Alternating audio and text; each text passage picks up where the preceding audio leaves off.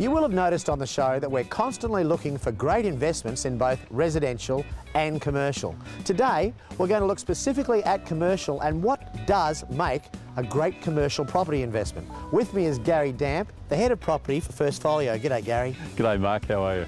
I'm very well, thanks. Now, the big question is, what's involved in a good commercial property investment? Well, I think for a good investment proposition, you've got to look at several factors. One would be the proximity, the quality of the development, and actual location says a lot, particularly in the current market. So what are some other elements I need to look at for a good commercial investment? One of the best things to look at is a common sense approach. Why would I buy in this location versus somewhere else? Time, fuel prices, family and lifestyle in this area is a big consideration. So we're finding smaller developments would suit that bill, where something in the vicinity ranging between, say, 30 to 75 square metres, averaging about 50 square metres. Okay, this place, for example, Quattro. What makes this such a good commercial investment? Well, I think Quattro is very unique in several areas. It's designed well for light, good air, good views. We've actually got views over the Longreef, which are all nice things to give a good corporate environment. When you're sitting at that desk, grinding away for hours, it's great to be able to look out and ponder. All right, now we know what you're looking for, but tell me what you don't want to see.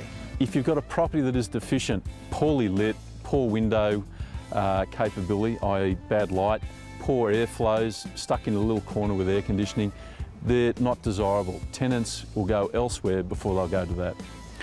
And Mark, this is a perfect example of what we're talking about, where you get a fantastic value add to the normal meterage area of a suite. We've got 100 square metres of balcony here. You've got fantastic rural outlook, a true rural outlook, together with the ocean in the background at Longreef. Pretty sensational. Full north sun.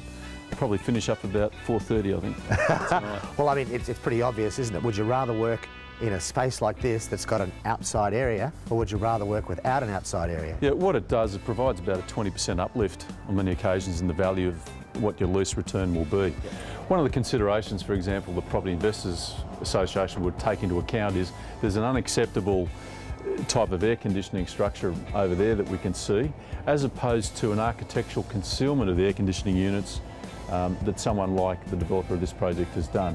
And this is the sort of stuff that people go through to get endorsed by the Property Investors Association? Absolutely, that's all part of the design consideration and also the building and engineering of the project. So Colin, what's a residential developer doing moving into commercial?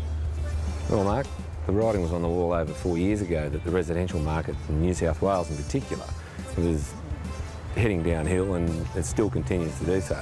So we looked at that and said the only real positive way to have a look at an investment and a real future in construction was to move into commercial, and here we are. And how did you get the highest Property Investors Association rating? A lot of hard work, Mark, and a lot of detailed information that was required by Pia to give us that rating, and we pushed and pushed to make sure that we did get it.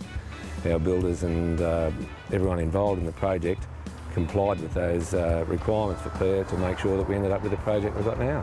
Quattro Corporate is a very recent addition to the lifestyle-centric, eco-friendly demands of decentralised office space today. It scored a 4-star rating from Pia, with a 5th to be added if all goes well in 12 months.